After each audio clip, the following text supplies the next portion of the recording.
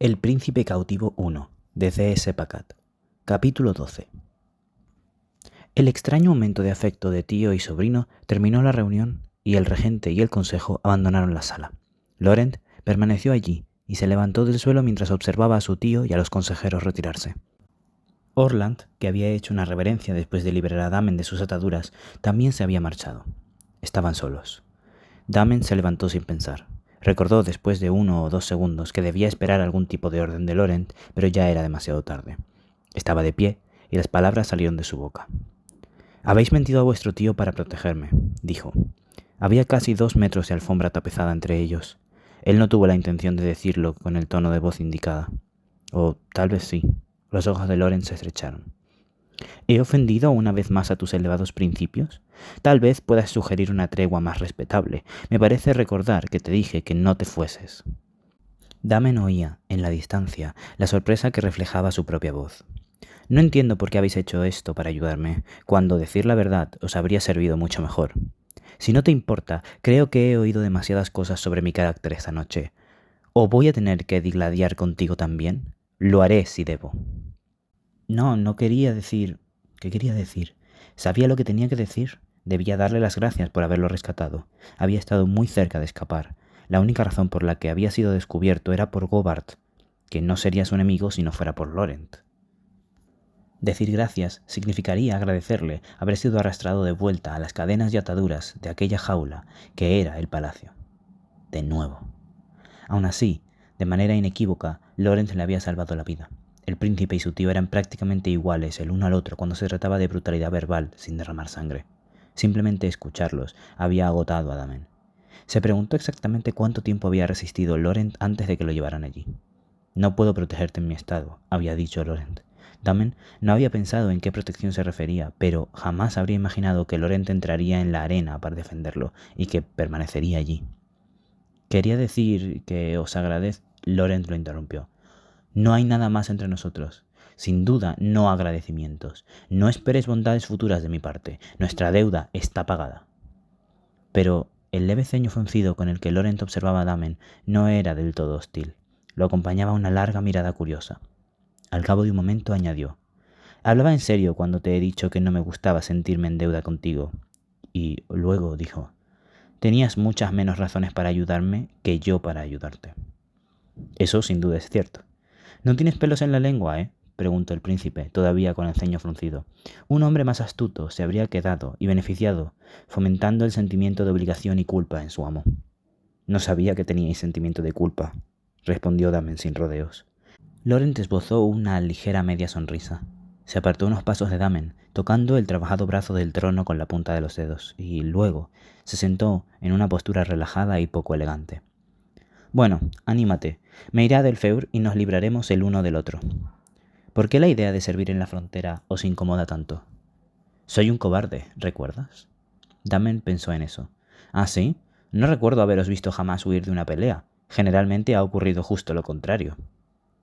Su media sonrisa se ensanchó. «¿Cierto?» Entonces, el príncipe espetó: «No te concierne». Otra pausa. En su posición relajada en el trono, Laurent parecía no tener huesos. Damen todavía se preguntó, mientras el príncipe lo observaba, si la droga todavía permanecía en sus venas. «¿Hasta dónde has llegado?», preguntó Laurent en un tono informal. «No muy lejos, hasta un burdel en algún lugar del barrio sur». «¿Tanto tiempo hace lo de Ancel?». Su mirada había adquirido un brillo perezoso. Damen se sonrojó. No estaba allí por placer. Tenía 1 o 2 cosas más en mente. «Una pena», comentó Laurent con un tono indulgente. «Deberías haber aprovechado y disfrutado cuando tuviste la oportunidad. Voy a encerrarte y encadenarte con tanta firmeza que no vas a poder respirar, y mucho menos causarme otro inconveniente como este de nuevo». «Por supuesto», contestó Damen con una voz diferente. «Te dije que no debías darme las gracias», respondió Laurent. Y lo llevaron de vuelta a su habitación, pequeña, familiar y excesivamente decorada. Había sido una noche larga y en vela, y tenía un camastro y cojines para descansar. Pero había una sensación en su pecho que le impedía dormir. Al mirar sus aposentos, la sensación se intensificó. Había 2 ventanas arqueadas en la pared a su izquierda, con un alféizar ancho y bajo, y cubiertas con rejas trabajadas. Daban a los mismos jardines que la logia de Laurent. Esto lo sabía por la posición de sus aposentos. en relación con los de Laurent, no gracias a su observación personal. Su cadena no se estiraba lo bastante como para permitirle disfrutar de las vistas. Se imaginaba el agua en movimiento y las plantas frescas que caracterizaban los patios interiores bercianos, pero no los veía. Ya conocía cuanto veía, conocía cada centímetro de aquel cuarto, cada curva del techo, la curva de cada hoja de la reja de la ventana, conocía la pared de enfrente, conocía el eslabón de hierro inamovible del suelo, la fuerza de la cadena y su peso, conocía la 12ª loseta que marcaba el límite de sus movimientos cuando la cadena se estiraba. Todos los días habían sido exactamente iguales desde su llegada, solo había cambiado el color de los cojines del camastro, que aparecían y desaparecían como si hubiera un suministro infinito. Hacia media mañana, un criado entró con el refrigerio matutino. Dejó a Damen con él y salió a toda prisa. Las puertas se cerraron. Estaba solo. El delicado plato contenía quesos, rebanadas de panes calientes, un puñado de cerezas silvestres en su propio plato de plata llano y un dulce con forma artística. Cada elemento era considerado y diseñado para que la exhibición de la comida, como todo lo demás, fuese bonita. Lo arrojó al otro lado de la habitación con una expresión de violencia y furia total e impotente. Se arrepintió de eso casi de inmediato. Cuando el sirviente volvió a entrar más tarde, comenzó a arrastrarse por los bordes de la habitación para recoger el queso con el rostro blanco por los nervios. Se sintió ridículo. Entonces, por supuesto, Radel entró en la estancia y vio el desorden. Encaró a Damen con una expresión familiar. «Tira tanta comida como quieras. Nada va a cambiar. Mientras el príncipe está en la frontera, no saldrás de aquí. Órdenes del príncipe. Te lavarás aquí, te vestirás aquí y permanecerás aquí. Las excursiones a los banquetes, las cacerías y los baños han terminado. No te soltarán de esa cadena». Mientras el príncipe estuviese en la frontera, Damen cerró los ojos brevemente. «¿Cuándo se marcha?» «En 2 días». «¿Cuánto tiempo estará fuera?» «Varios meses». Era una información secundaria para Radel, quien dijo las palabras ajeno al efecto que tenían en Damen. Radel dejó caer una pequeña pila de ropa en el suelo. «Cámbiate». Damen debió demostrar alguna reacción en su expresión porque Radel continuó. «Al príncipe no le gusta que lleves prendas berecianas. Ordenó que la ofensa se remediara. Son ropas para hombres civilizados». Se cambió. Recogió la pequeña pila de ropa doblada que Radel había tirado, aunque no es que hubiera mucha tela para doblar. Vestiría de nuevo ropa de esclavos. La vestimenta bereciana en la que había escapado fue retirada por los sirvientes como si nunca hubiera existido. El tiempo pasó de forma insoportable. Aquella breve vislumbre de libertad le hizo ansiar el mundo de afuera de palacio. También era consciente de una frustración ilógica. Había creído que su huida acabaría en libertad o en la muerte. El resultado marcaría una diferencia. Sin embargo, ahora estaba de vuelta allí. ¿Cómo era posible que todos los sucesos fantásticos de la noche anterior no hubiesen provocado ninguna alteración en absoluto en su situación? La idea de estar preso en el interior de aquel cuarto durante varios meses. Tal vez era natural que, atrapado como una mosca en aquella telaraña, su mente se fijara en Laurent y en su cerebro arácnido bajo el cabello rubio. La noche anterior, Damen no había pensado mucho en el príncipe ni en la conspiración para acabar con él. Estaba demasiado ocupado pensando en la fuga.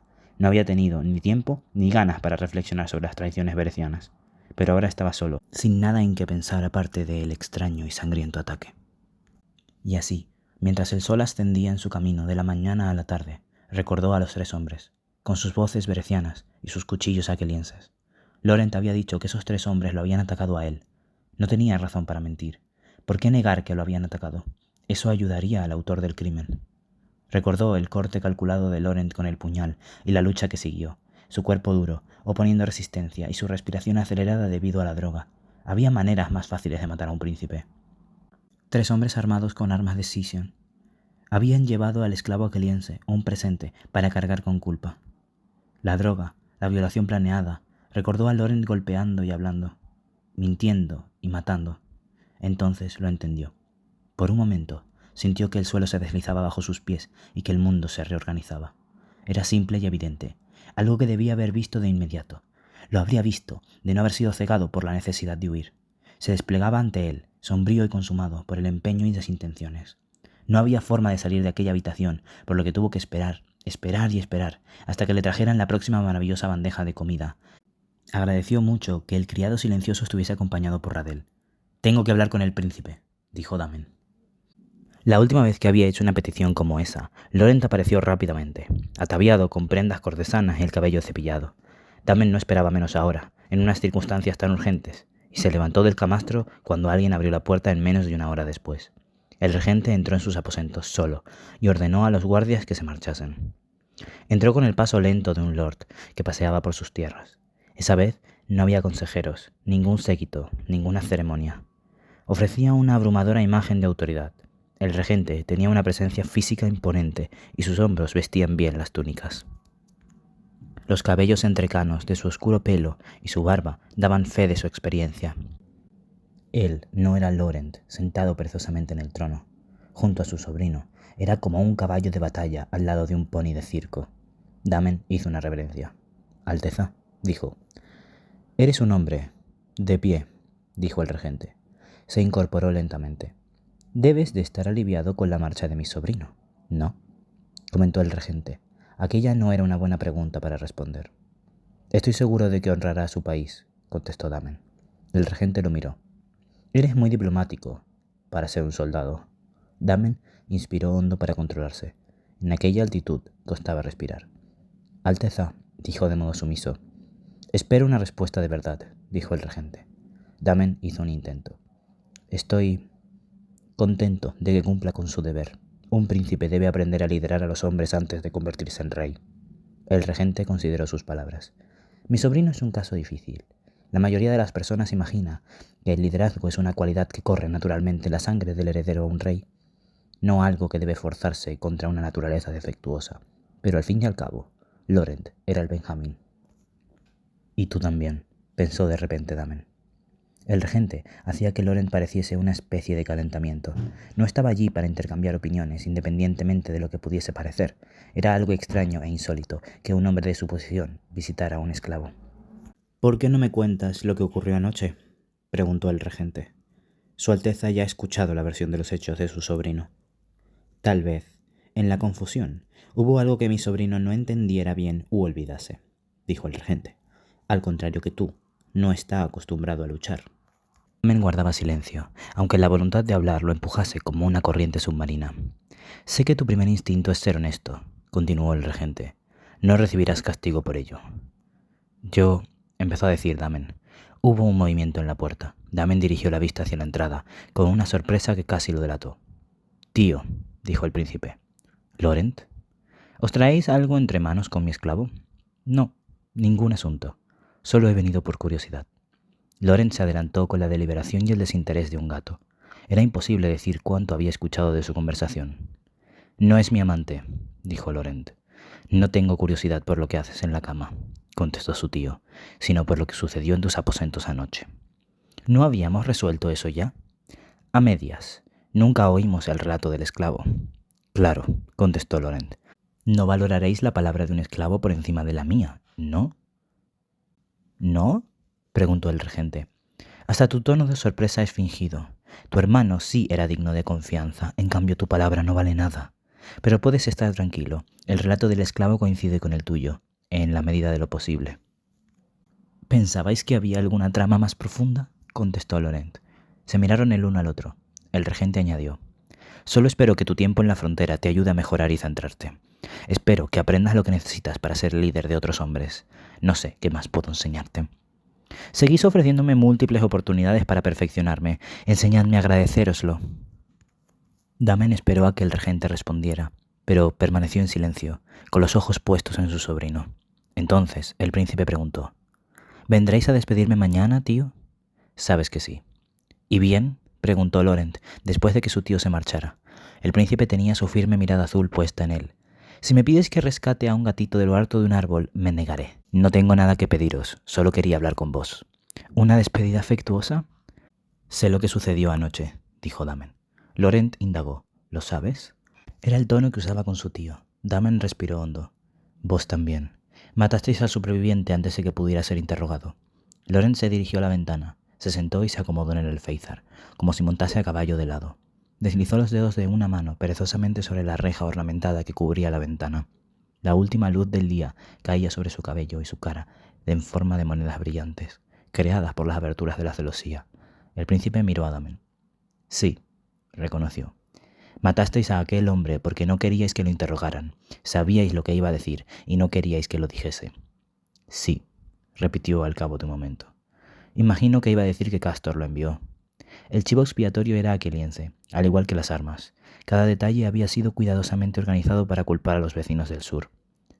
Por verosimilitud, a los asesinos también se les había dicho que eran agentes de Aquielos.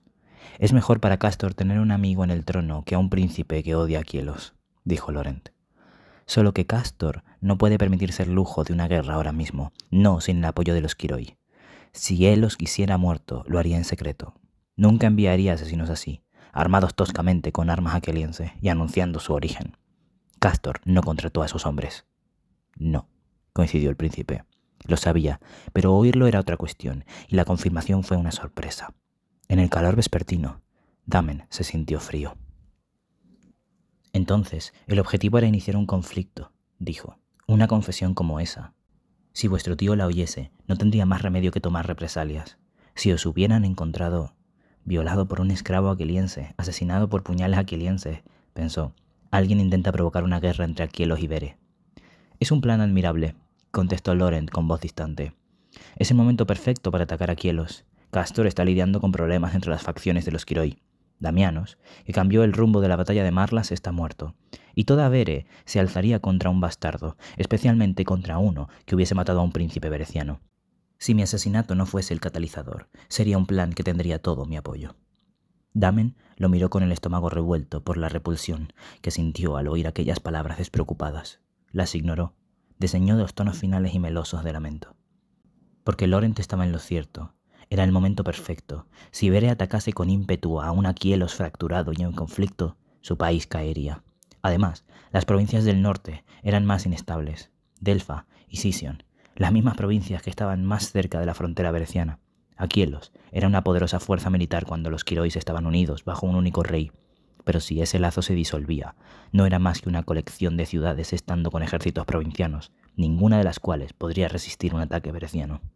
En su mente vio el futuro, una larga fila de tropas berecianas dirigiéndose al sur, las provincias de Aquielos cayendo una a una. Vio a los soldados berecianos entrando en el palacio de Ios y oyó las voces berecianas que resonaban en el salón de su padre. Miró a Laurent. «Vuestro bienestar depende de esa conspiración. ¿No os gustaría verla interrumpida ni siquiera por vuestro propio bien?» «La he interrumpido», contestó Laurent. La férrea mirada azul del príncipe descansaba sobre él. «¿No podéis dejar a un lado vuestras redencillas familiares y hablar honestamente con vuestro tío?» Sintió la sorpresa de Laurent en el aire. En el exterior, la luz empezaba a brillar con un tono anaranjado. «No creo que sea prudente», contestó Laurent. «¿Por qué no?» «Porque el asesino es mi tío».